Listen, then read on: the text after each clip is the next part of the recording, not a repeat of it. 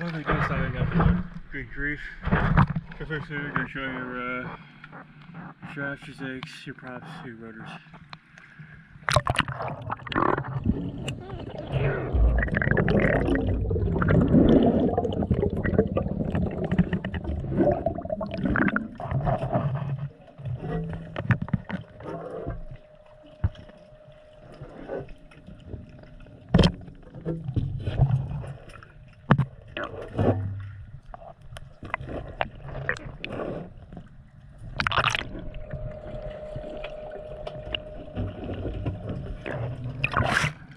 Okay, that feels such.